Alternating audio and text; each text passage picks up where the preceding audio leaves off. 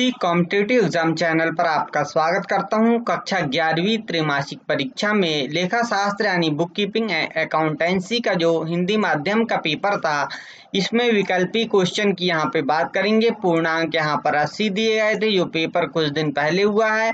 इस पे हम पूरे नोट्स यहाँ पे देखते हैं। जो सही विकल्प चुनिए, पहला क्वेश्चन था। इसमें देखिए, निम्नलिखित में से लेखांकन सूचना की गुणवत्ता के निर्धारक तत्व नहीं है, तो ब ऑप्शन एकदम सही है, सरलता।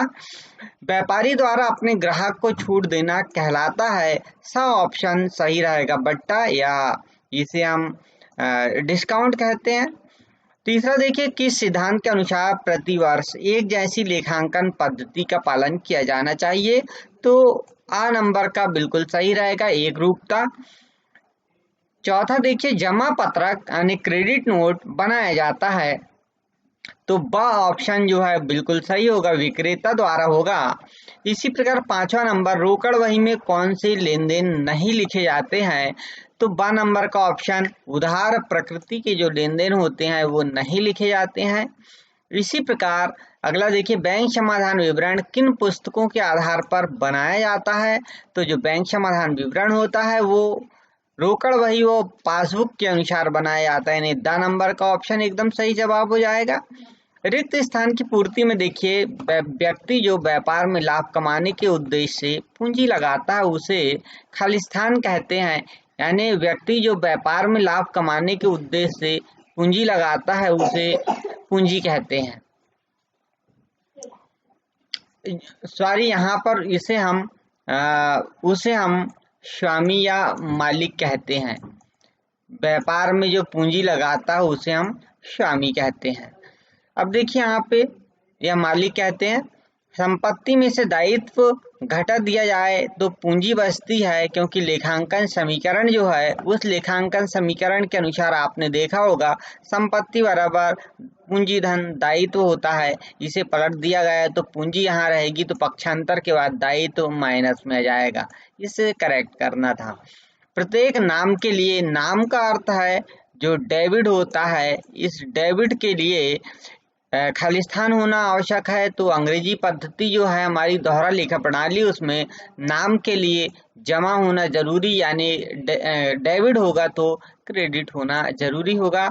इसी प्रकार व्यय के भुगतान से पूंजी में खालिस्तान होती है, तो यदि व्यय का हम भुगतान कर देंगे तो पूंजी कम हो जाती है। इसलिए हम लेखांकन समीकरण बनाते समय पूंजी में से जो व्यय होते हैं या हानि होती है उसे घटा देते हैं। खुदरा रोकड़िए को अवधि के प्रारंभ में दी गई रोकड़ खालिस्तान कहलाती है, तो इसे आपको सर्च करके कमेंट बॉक्स में बताना है।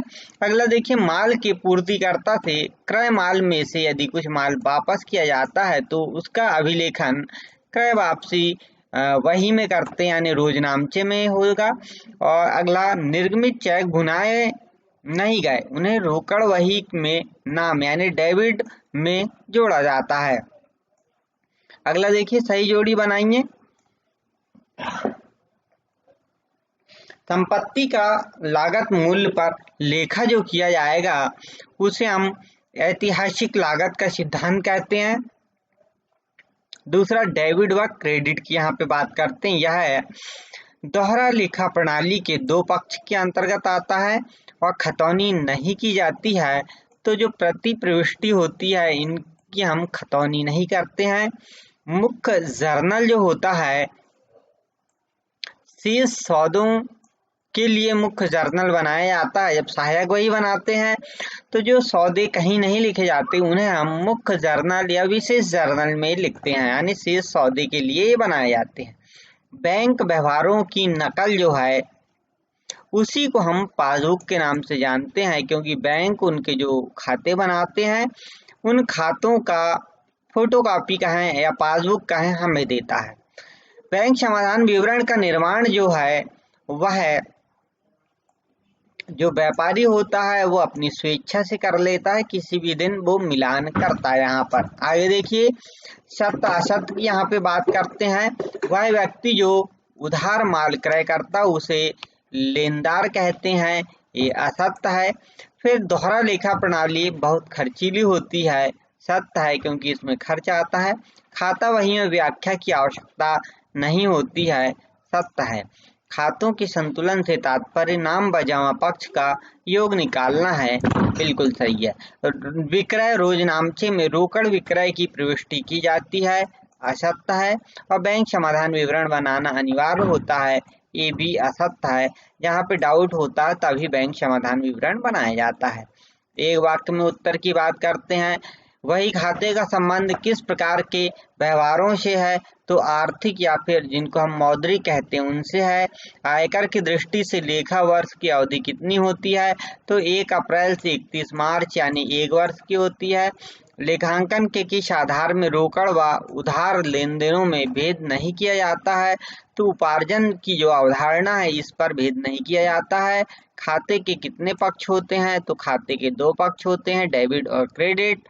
नकल वही के प्रारूप में कितने खाने बनाए जाते हैं यानी जर्नल में कितने खाने बनाए जाते हैं? तो 5 खाने होते हैं। पहला दिनांक का, दूसरा विवरण का, तीसरा खाता पृष्ठ का, चौथा डेबिट राशि और क्रेडिट राशि का 5। इसी प्रकार रोकड़ वही के डेबिट पक्ष का योग क्रेडिट पक्ष का योग, यदि डेबिट में से क्रेडिट पक्ष का योग घटा देंगे तो क्या बचेगा? तो उसे हम रोकड़ शेष कहते हैं।